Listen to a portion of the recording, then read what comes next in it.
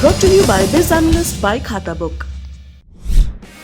ना कंप्यूटर ना फाइल, अब टैली डेटा ऑन मोबाइल बिज एनालिस्ट के साथ। नमस्कार, सौरभ द्विवेदी नाम है हमारा और आप देखना शुरू कर चुके हैं लल्लन टॉप शो में आज दुनिया जहां की, देश की खबरें रहेंगी विस्तार से और कुछ सूक्ष्म रूप में।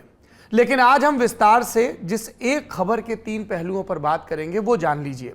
हम 3 किस्म के अपराधों के बारे में बात करेंगे जो क्रमशः 3 राज्यों में हुए, दिल्ली, उत्तर प्रदेश और बिहार। दिल्ली में मुख्यमंत्री की सुरक्षा में सेंध लगी और फिर शुरू हुई सियासत।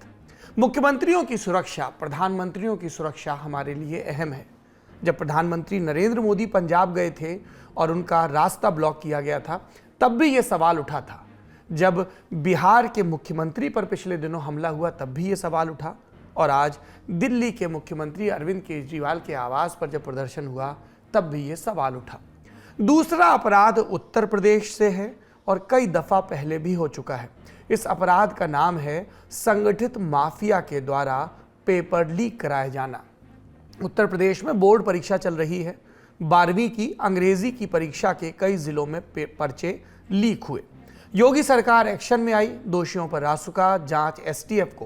पर अहम सवाल यह है कि कभी प्रतियोगी परीक्षाएं और कभी बोर्ड की परीक्षाएं, ये कब तक पर्चा लीक होता रहेगा। तीसरी खबर का संबंध बिहार से है। अपने आप को इस देश के एक महान स्वतंत्रता सेनानी का वंशज बता रहे लोगों ने क्या इल्जाम लगाए बिहार पुलिस पर और पुलिस का इस पर क्या कहना है, इन सब पर विस्तार से बात करेंगे। और भी खबरें होंगी, लेकिन शो में सबसे पहले दिन का वीडियो।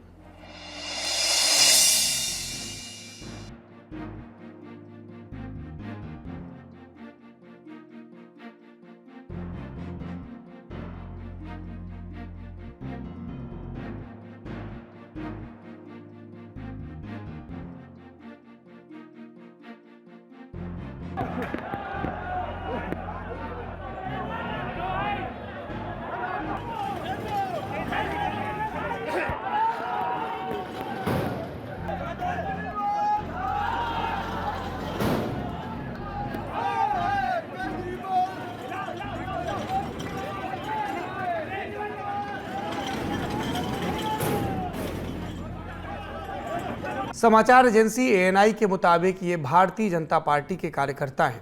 दिल्ली के मुख्यमंत्री अरविंद केजरीवाल के आवास पर तोड़फोड़ कर रहे हैं। इसी प्रदर्शन के दौरान शूट किए एक दूसरे वीडियो में भीड़ के बीच भाजपा का झंडा भी देखा जा सकता है। केजरीवाल ने दिल्ली विधानसभा में कह दिया था कि कश्मीर फाइल्स फिल्म को टैक्स फ्री करने की जगह यूट्यूब पर डाल देना चाहिए, वहां सभी लोग देख लेंगे। केजरीवाल ने कश्मीर फाइल्स के प्रमोशन को लेकर भी भाजपा को निशाने पर लिया था। इसे भाजपा ने कश्मीरी हिंदुओं का अपमान बताया और तब से अलग अलग किस्म का विरोध चल रहा है। भाजयुमो के राष्ट्रीय अध्यक्ष तेजस्वी सूर्या और दिल्ली भाजपा के प्रवक्ता तेजिंदर पाल सिंह बग्गा आज वाले प्रदर्शन का नेतृत्व कर रहे थे। दिल्ली के उप मुख्यमंत्री मनीष सिसोदिया ने एक प्रेस कॉन्फ्रेंस की इसके बाद और आरोप लगाया कि सब कुछ पुलिस की मौजूदगी में हुआ और ये अरविंद केजरीवाल की हत्या का प्रयास था। आम आदमी पार्टी की प्रचंड जीत और भारतीय जनता पार्टी को मिली 0 सीट के बाद बीजेपी इस हरकत पे उतर आई है कि अब अरविंद केजरीवाल जी की हत्या करवाना चाहती है। वो अरविंद केजरीवाल जी को मारना चाहती है। आज पुलिस की मौजूदगी में, पुलिस के साथ भारतीय जनता पार्टी के गुंडे मुख्यमंत्री जी अरविंद केजरीवाल जी के घर पे पहुंचाए गए।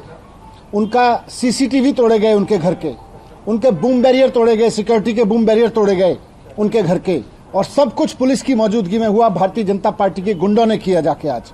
मनीष सिसोदिया ने पत्रकारों के सामने यह सवाल भी उठाया कि भारत में कौन से दूसरे मुख्यमंत्री के दरवाजे तक इस तरह भीड़ पहुंच सकती है। एक ट्वीट में सिसोदिया ने यह आरोप भी लगाया कि प्रदर्शनकारियों को खुद पुलिस केजरीवाल के दरवाजे तक ले गई।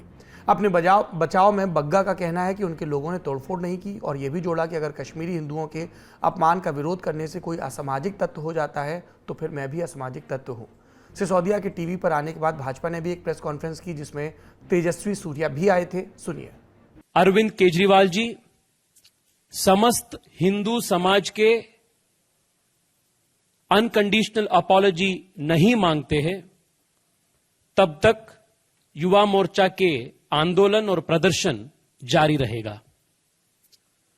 अरविंद केजरीवाल और आम आदमी पार्टी हमेशा से ही भारत विरोधी और हिंदू विरोधी नीतियां अनुसार कर रहे हैं। अब चलते हैं दिन की सुर्खियों की तरफ। पहली सुर्खी रीवा से है। यहां के वीआईपी सर्किट हाउस में एक 16 साल की बच्ची का रेप हुआ। मुख्य आरोपी है सीताराम दास महाराज उर्फ समर्थ त्रिपाठी। समर्थ त्रिपाठी के साथ एक हिस्ट्री शीटर विनोद पांडे भी था। विनोद ने ही सर्किट हाउस में कमरा बुक किया था और वही लड़की को वहां लाया भी था। पुलिस ने विनोद को गिरफ्तार कर लिया है। पीड़िता किसी बात से परेशान थी और उसने प्रमोद से मदद मांगी थी और प्रमोद मदद के बहाने ही उसे रीवा में समर्थ त्रिपाठी के कमरे तक लाया। यहाँ समर्थ 2 लोगों के साथ बैठकर शराब पी रहा था। इन लोगों ने पीड़िता को भी शराब पीने पर मजबूर किया। इसके बाद वो कमरे से बाहर आ गया और कमरा बाहर से बंद कर दिया गया।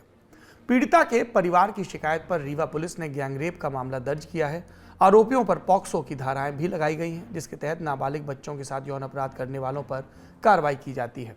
वैसे कई मीडिया रप्टों में पीड़ित परिवार की इस शिकायत को भी दर्ज किया गया कि जब पीड़िता ने थाने में शिकायत दर्ज करानी चाहिए तो उसे रात भर थाने में बिठाया गया। इस दौरान उसे किसी से बात नहीं करने दिया गया क्योंकि आरोपियों की राजनीतिक पहुंच है। 29 मार्च को जब परिवार ने स्थानीय नेताओं से संपर्क किया तब जाकर मामला दर्ज हुआ। दरअसल समर्थ त्रिपाठी वैसे तो खुद को साधु बताता था, लेकिन प्रॉपर्टी के कारोबार से भी जुड़ा हुआ था। चूंकि समर्थ का संबंध श्री राम जन्मभूमि न्यास के पूर्व सदस्य रामविलास वेदांती से था, इसलिए उसका रसूख था। वेदांती भाजपा से सांसद रह चुके हैं और अविवाहित हैं। इनके बड़े भाई का नाती है समर्थ त्रिपाठी, पर वो ये प्रचारित करता था कि वो वेदांती का नाती है। वेदांती 1 अप्रैल से 10 अप्रैल तक रीवा में कथा वाचन करने वाले हैं और इसी कार्यक्रम की तैयारी के लिए उनके शिष्य की हैसियत से समर्थ रीवा आया था। जनप्रतिनिधियों और शासकीय अधिकारियों से भी वो मिला था, लेकिन अब फरार है। आज मध्य प्रदेश के मुख्यमंत्री शिवराज सिंह चौहान एक कार्यक्रम के लिए रीवा पहुंचे और उन्होंने वादा किया कि मामले में दोषियों को बख्शा नहीं जाएगा, उनके खिलाफ बुलडोजर से कार्रवाई होगी। हाई प्रोफाइल रेप के मामले की बात चली तो राजस्थान का जिक्र भी कर लिया जाए। यहां कांग्रेस विधायक जौहरी लाल मीणा के बेटे दीपक मीणा समेत 4 लोगों पर 26 मार्च के रोज रेप का मुकदमा दर्ज हुआ। पीड़िता यहां भी 16 साल की यानी नाबालिग। पीड़िता का कहना है कि आरोपियों ने जिस होटल में ये सब किया वहां वीडियो भी बनाए और फिर उसे ब्लैकमेल किया। पीड़िता के परिवार का कहना है कि आरोपियों ने वीडियो लीक करने का डर दिखाकर उनसे 15 लाख रुपए और गहने भी लिए और पुलिस पूरे मामले को दबाने की कोशिश कर रही है। इस मामले की जांच के लिए राष्ट्रीय बाल अधिकार संरक्षण आयोग का एक दल राजस्थान के दौसा में गया। दल ने शिकायत की कि पुलिस ने मामले की ठीक से जांच नहीं की। मामले के जांच अधिकारी भी 29 मार्च तक आयोग के दल से नहीं मिले। मामले पर राजनीति भी हो रही है। भाजपा कह रही है कि वो प्रियंका गांधी के लिए ट्रेन का टिकट भिजवाएंगे ताकि वो राजस्थान आकर देख सकें कि कानून व्यवस्था का क्या हाल है। इस ट्रेन का जवाब मुख्यमंत्री अशोक गहलोत ने प्लेन से दिया। कहा कि वो केंद्रीय गृह मंत्री अमित शाह को राजस्थान लाने के लिए चार्टर्ड प्लेन भेजेंगे ताकि वो आकर कानून व्यवस्था बनाए रखने के लिए उठाए गए कदमों का जायजा ले सके। वैसे सारी तूतू महमे से परे एक बात अपनी जगह कायम है कि विधायक पुत्र गैंगरेप के मामले में एफआईआर के बावजूद गिरफ्तार नहीं हुए हैं। इसके पीछे वजह बताई जा रही है कि पुलिस को ऐसा नहीं लगता कि ये मामला गैंगरेप का है। बात 1 साल पुरानी भी है, लेकिन इस बात का जवाब फिर भी नहीं मिला कि एक गैर जमानती अपराध का आरोपी क्या इसलिए बच सकता है कि पिताजी सत्तारूढ़ दल के विधायक हैं। दूसरी सुर्खी बनाई प्रधानमंत्री नरेंद्र मोदी ने। वो bay of Bengal initiative for multi sectoral technical and economic cooperation, short में कहें तो बिम्स्टेक के 5वें सम्मेलन को संबोधित कर रहे थे। बिम्स्टेक में भारत के साथ बांग्लादेश, भूटान, म्यांमार, नेपाल, श्रीलंका और थाईलैंड है। इसलिए बिम्स्टेक को सार्क माइनस पाकिस्तान भी कहा जाता है। कई बार सार्क की असफलता का बड़ा कारण उसमें भारत और पाकिस्तान का साथ होना था। दोनों एक दूसरे के प्रस्तावों को रोकते रहते थे, लेकिन बिम्स्टेक के साथ ऐसी कोई समस्या नहीं है। इसलिए सदस्य देशों को इससे उम्मीदें हैं। मोदी सरकार भी अपनी एक्ट ईस्ट नीति के तहत बिम्स्टेक देशों से सहयोग बढ़ाने में लगी है। इस बार बिम्स्टेक सम्मेलन श्रीलंका में हो रहा है। प्रधानमंत्री इसमें वर्चुअली शामिल हुए। अपने संबोधन में उन्होंने कहा कि यूरोप में हुई घटनाओं ने इंटरनेशनल ऑर्डर की स्थिरता पर सवालिया निशान लगाया है। प्रधानमंत्री ने बिम्स्टेक सचिवालय बनाने के लिए भारत की तरफ से 7.5 करोड़ रुपए देने का भी वादा किया। तीसरी सुर्खी है लुटियंस दिल्ली से। केंद्र सरकार के तहत काम करने वाला डायरेक्टरेट ऑफ स्टेट्स लगातार हाई प्रोफाइल लोगों से सरकारी आवास खाली करवा रहा है। आज लोक जनशक्ति पार्टी के चिराग पासवान को उनके पिता रामविलास पासवान को जो आवंटित घर था उससे बाहर निकालने के लिए टीम भेजी गई। इससे पहले भाजपा सांसद रामशंकर कठेरिया और प्रतापचंद षडंगी से भी बंगले खाली करवाए गए थे, जो इन्हें बतौर मंत्री पहले मिले थे। लुटियन से ही दूसरा अपडेट यह है कि केंद्रीय कर्मचारियों और पेंशनर्स का महंगाई भत्ता 3% बढ़ा दिया गया। रही बात पेट्रोल डीजल की, तो उसका भाव रोज बढ़ रहा है। आज भी 80 पैसे बढ़ गया। आखिरी सुर्खी है जम्मू कश्मीर से, पर उसके लिए ये वीडियो देख लीजिए।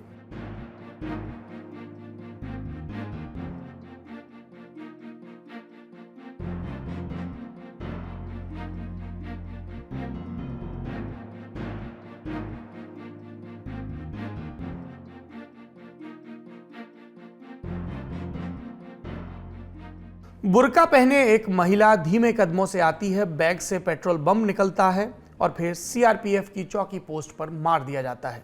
वीडियो जम्मू कश्मीर के बारामूला जिले में सोपोर का है। अब तक सैनिक पोस्ट पर आतंकवादियों की तरफ से ग्रेनेड फेंकने या गोली चलाने की खबरें आती थी। ये पहला मौका था जब इस तरह से किसी महिला ने सीधे सैनिक पोस्ट पर अटैक किया। 179वीं बटालियन के सीआरपीएफ जवान जब तक कुछ समझ पाते, महिला तेज कदमों से निकल गई। बाद में जवानों को आग बुझाते देखा गया। घटना 29 मार्च के शाम 7:12 की है। अब इस मामले में ताजा अपडेट भी है। पुलिस ने महिला की पहचान कर ली है। महिला बारामूला की ही रहने वाली है। सुनिए इस प्रकरण पर कश्मीर के आईजी विजय कुमार ने क्या बताया। इंसिडेंट होने के बाद सोपुर पुलिस ने सीसी फुटेज को एनालिसिस किया और कुछ सोर्स रिपोर्ट ने उसे कंफर्म कर दिया। इस महिला को हम लोग पहचान लिए हैं और बहुत जल्दी इसको हम लोग अरेस्ट कर लेंगे। इससे पहले भी लास्ट ईयर नौगांव श्रीनगर में एक बीजेपी के वर्कर घर पर अटैक हुआ था, जिसमें हमारी पुलिस की एक सहकर्मी मार्टेड हो गए थे। उसमें लेडी इन्वॉल्व थी, उसमें सीसी फुटेज में उसका आया था। उसके बाद में हम लोग उसने कार्रवाई की, अरेस्ट की थी। और ये वाला दूसरा ये सोपुर वाला है, ये लेडी आइडेंटिफाई होगी, बहुत जल्दी इसको अरेस्ट कर लेंगे। ये थी सुर्खियां। अब चलते हैं दिन की बड़ी खबर की तरफ। 2017 का बरस, दरोगा भर्ती परीक्षा लीक। 2018 यूपी पीसीएस परीक्षा पर्चा लीक। 2018 ही नलकूप चालक चयन परीक्षा लीक। 2019 सबऑर्डिनेट परीक्षा लीक। 2021 ग्रामीण विकास अधिकारी लीक। 2021 ही यूपी टेट परीक्षा पर्चा लीक। और अब यूपी बोर्ड में 12वीं का इंग्लिश पेपर लीक हो गया। बीते कुछ वर्षों में यूपी में परीक्षाएं कुछ ऐसे लीक हो रही हैं जैसे किसी जर्जर टोटी से पानी चू रहा हो। छात्र छात्राएं साल साल भर तैयारी करते हैं, कभी खुद के वाहन तो कभी रेल बस टेम्पो का किराया दे परीक्षा केंद्र पहुंचते हैं, परीक्षा देने बैठते हैं और ऐन मौके पर पता चलता है कि पेपर लीक हो गया। परीक्षा से पहले ही कुछ लोगों के हाथ पेपर लग जाता है और फिर परीक्षा रद्द करनी पड़ती है और फिर शुरू होती हैं सरकारी रस्में, कार्रवाई का आश्वासन, परीक्षा की नई तारीख। आजकल बुलडोजर का जोर है तो कहा जाता है कि आरोपियों के घर बुलडोजर भी चलेगा। हर पेपर लीक के बाद ये एक रिवाज सा बन गया है। सो इस बार भी वही हुआ, लेकिन छात्र छात्राओं की मेहनत का क्या। इन दिनों उत्तर प्रदेश में यूपी बोर्ड 10वीं और 12वीं के पेपर चल रहे हैं। 75 जिलों में आज दूसरी पाली यानी दोपहर 2 बजे से 12वीं के इंग्लिश पेपर होने थे। तभी बलिया जिले में पेपर लीक की खबर आई। शुरुआती जांच में पता चला कि सीरीज 316 ED और 316 EI के पेपर नकल माफिया के हाथ लग गए। यहां बताते चलें कि एक ही पेपर के कई सेट बनाए जाते हैं ताकि नकल को रोका जा सके। लेकिन जब यहां पूरा पेपर ही लीक हो गया तो क्या कहा जाए। 51 जिलों में तो परीक्षा हो गई, लेकिन 24 जिलों में परीक्षा रद्द करनी पड़ी। ये जिले कौन कौन से हैं, नोट करते चलिए। बलिया, गोरखपुर, वाराणसी, आजमगढ़, एटा, बागपत, बदायूं, सीतापुर, कानपुर देहात, ललितपुर, चित्रकूट, प्रतापगढ़, गोंडा, आगरा, मैनपुरी, मथुरा, अलीगढ़, गाजियाबाद, शामली, शाहजहांपुर, उन्नाव, महोबा, जालौन और अंबेडकर नगर। अब इन जिलों में दोबारा परीक्षा होगी। तारीख भी मिल गई 13 अप्रैल, वक्त सुबह 8 बजे से। लेकिन आज हुए घटनाक्रम से छात्रों में खासी नाराजगी दिखी। सुनिए। ये हम लोग इतनी धूप में आए, इतनी गर्मी है, पढ़ने आए हो, हम लोग इतनी मेहनत करके रात रात जाकर पढ़ाई करी, फिर ऐसे पेपर लीक हो गए। ये कोई खिलवाड़ हो रहा है हम लोगों के साथ क्या? दोबारा मेहनत करनी पड़ेगी, इसीलिए मैं बहुत दुख है कि क्योंकि इस बार का जो पेपर था मुझे लगता था मेरे हिसाब से तो बहुत अच्छा आने वाला था, क्योंकि बहुत अच्छा आने वाला था। कमोबेश हर जगह के छात्रों के ऐसे ही बयान हैं। मन में निराशा, जुबान पर आक्रोश और व्यवस्था के खिलाफ एक झुंझलाहट। कई जगहों पर पेपर लीक की खबर के बाद परीक्षार्थियों को गेट पर ही रोक दिया गया था। कुछ जगहों पर छात्रों ने हंगामा भी किया। पेपर लीक ने योगी सरकार की समूची परीक्षा व्यवस्था को कटघरे में खड़ा कर दिया है। पूछा जाने लगा कि सीलबंद पेपर आखिर लीक कैसे हुआ? क्या सिस्टम के लोग ही लीक माफिया बने हुए हैं? ताबड़तोड़ सवालों के बीच विपक्षियों की तरफ से भी योगी सरकार को रडार पर लिया गया। सबसे पहले अखिलेश यादव ने ट्वीट कर लिखा कि उत्तर प्रदेश भाजपा सरकार की दूसरी पारी में भी पेपर लीक करवाने का व्यवसाय बदस्तूर जारी है। युवा कह रहे हैं कि रोजगार देने में नाकाम भाजपा सरकार जानबूझकर परीक्षा को पूर्ण नहीं होने देना चाहती। भाजपा सरकार अपने इन पेपर माफियाओं पर दिखावे के लिए ही सही कागज का बुलडोजर चलवा दे। बीएसपी अध्यक्ष मायावती का भी ट्वीट आया, लिखा कि यूपी बोर्ड परीक्षाओं में पेपर लीक होने का मामला थमने का नाम नहीं ले रहा। आज दोपहर इंटर की अंग्रेजी विषय की परीक्षा होने से पहले पेपर लीक होने के बाद गोरखपुर व वाराणसी समेत प्रदेश के 24 जिलों में परीक्षा रद्द करनी पड़ी। छात्रों के जीवन से बार बार ऐसा खिलवाड़ क्या उचित है? विपक्ष के साथ साथ सोशल मीडिया पर भी सरकार को घेरा गया। शाम होते होते योगी सरकार को जवाब देना पड़ा। सुनिए माध्यमिक शिक्षा मंत्री गुलाबदेवी ने क्या कहा। 24 जिलों में ये परीक्षा रोकी गई है। जो सीरीज चल रही थी, जो खुली थी, जो ओपन में आई थी, उसी सीरीज के ही 24 जिलों में पेपर स्थगित कर दिए गए हैं। इससे संबंधित जितने भी लोग हैं सबके खिलाफ कार्रवाई की जाएगी। उसके खिलाफ? हाँ, उनके खिलाफ कार्रवाई कर दी गई है। जांच चल रही है, कार्रवाई की जा रही है, किसी को बख्शा नहीं जाएगा। रटा रटाया बयान, बंधा बधाया पैटर्न। हर बार परीक्षा लीक के बाद ऐसे ही जवाब सरकारों से मिलते हैं, चाहे यूपी की सरकार हो या राजस्थान या कहीं और की। रात रात जग कर छात्र छात्राएं पढ़ाई करते हैं, इस उम्मीद में परीक्षा कायदे से हो गई हो तो आगे की राह आसान हो जाएगी। वो मेहनत करते हैं, पर भर्तियों की परीक्षाएं लीक होती रहीं। लेकिन अब जब इंटरमीडिएट की परीक्षा लीक हुई तो लोगों ने और सवाल पूछे। अधिकारियों से भी ज्यादा कुछ कहा नहीं जा रहा। सुनिए माध्यमिक शिक्षा बोर्ड की अपर मुख्य सचिव आराधना शुक्ला को। बहुत 3 लेयर सिक्योरिटी में पेपर को बांधा गया था। वो टेम्पर प्रूफ था, उसको कोई फाड़ सकता नहीं था। बिना कोई एक्टिव मिली भगत के ये काम हो नहीं सकता था। तो यही पता चलाना है कि कहाँ पे वो हमारी कमजोर कड़ी है जहाँ से ये चीज लीक हुई है। शुरुआती दौर में किसके खिलाफ कार्रवाई की गई है और आगे क्या आपको बताया कि डीआईएस और अन्य जितने भी लोग हैं वहाँ पे जनपद स्तर पे उनके अगेंस्ट कानूनी कार्रवाई हो रही है। हमने विभागीय स्तर पे डीआईएस को अभी सस्पेंड किया है। शेष जो और भी हम लोग को मिलेंगे उनको भी हम लोग कार्रवाई करेंगे। एसटीएफ की जांच ऑर्डर कर दी है, सब माननीय मुख्यमंत्री जी के निर्देश अनुसार कर दिया गया है। सीसीटीवी से निगरानी, 3 लेयर की पेपर सुरक्षा, फिर भी इतनी बड़ी चूक कैसे हो गई, ये अब तक रहस्य का विषय बना है।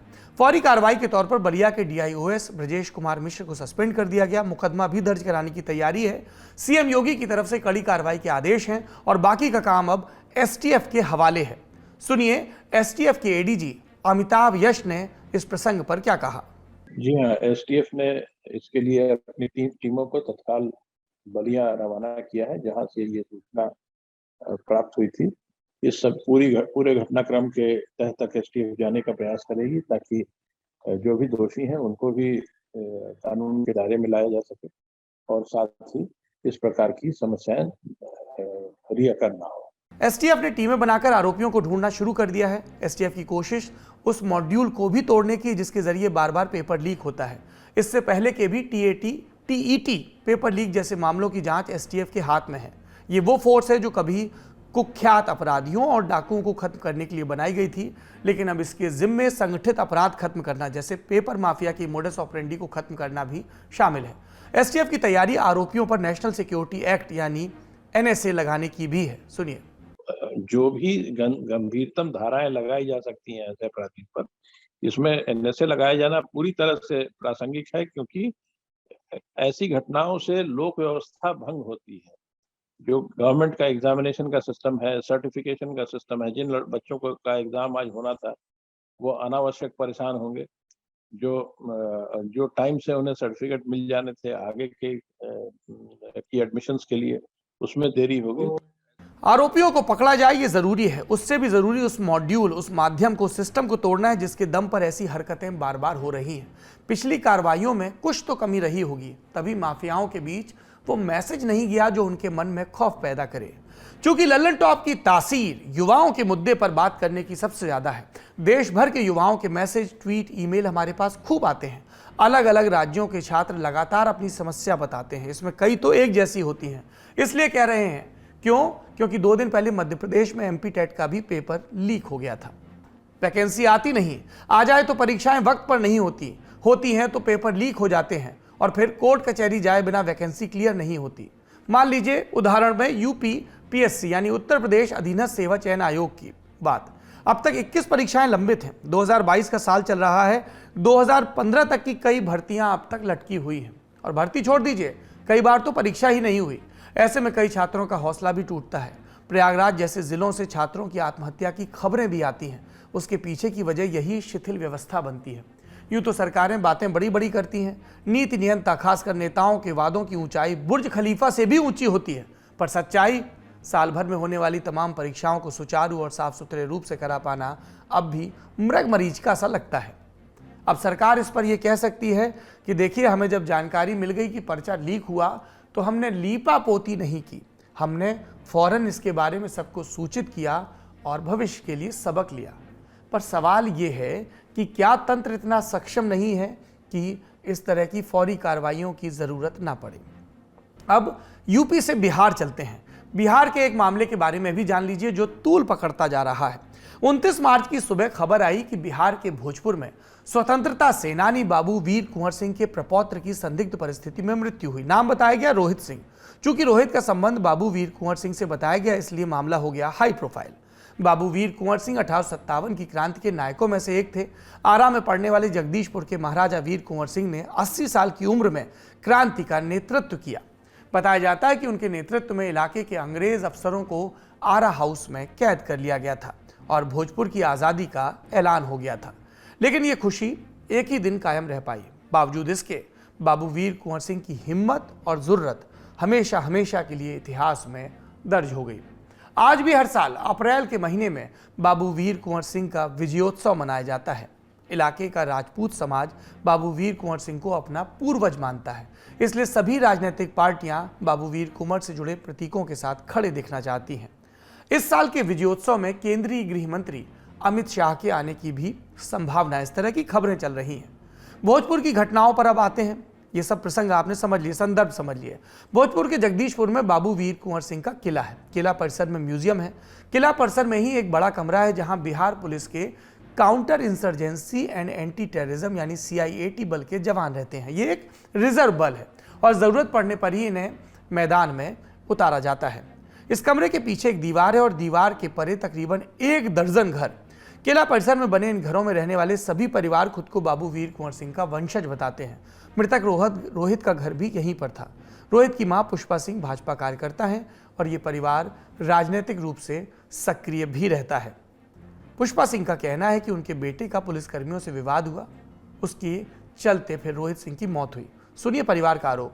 लड़कियों को ला करके खोजवा के ला करके गलत काम करना, इसका आवाज मुख्यमंत्री RK सिंह, DGP, SP का सारा रिसीविंग है, DM साहब का रिसीविंग है, फोटो के साथ है, जनता दरबार में भी है। मैं आपके पास भी कितने बार फोन लगाई हूँ, हरिद्वार से भी आप मेरा फोन नहीं उठाते हैं। आपको फोन उठाना चाहिए है। उसके बाद मेरा थाना प्रभारी, DSP, सारे लोग फोन को ब्लैक लिस्ट में डाल दिए हैं। इन आरोपों पर लल्लन टॉप ने भोजपुर के पुलिस अधीक्षक विनय तिवारी से बात की। उन्होंने हमें बताया कि परिजनों की शिकायत पर मामला दर्ज कर लिया गया है, लेकिन इसमें किसी पुलिस जवान को नामित नहीं किया गया है। भोजपुर SP ने हमें यह भी बताया कि रोहित की मानसिक अवस्था ठीक नहीं थी। वो नित्य शराब और नशे का सेवन करता था। 2018 में उसने बाबू वीर कुंवर सिंह की मूर्ति के साथ तोड़फोड़ की थी और तब भी उसके खिलाफ मामला दर्ज किया गया था। बावजूद इसके अगर किसी पुलिस जवान को दोषी पाया गया तो सख्त कार्रवाई की जाएगी। अभी CCTV फुटेज खंगाली जा रही है और पोस्टमार्टम रिपोर्ट का इंतजार किया जा रहा है। आज इस मामले को लेकर दिन भर भोजपुर में तनाव भी रहा। बाजार को बंद कराने की कोशिश हुई, राष्ट्रीय राजमार्ग को भी जाम किया गया। दिन भर नेताओं के दौरे हुए, लेकिन फिलहाल स्थिति नियंत्रण में है। आज के लल्लन टॉप शो में इतना ही। चलते चलते कू की राय। हमने सोशल मीडिया ऐप कू पर लल्लन टॉप के दर्शकों से सवाल पूछा था। क्या था सवाल? उत्तर प्रदेश में प्रश्न पत्र लीक पर रोक कब लगेगी? फिर विकल्प दिए गए। पहला विकल्प अगले 5 सालों तक, ये कहने वाले थे 50%, और जो दूसरा विकल्प था कभी नहीं, इसको कहने वाले भी 50% थे। मतलब मामला फिलहाल टाई है।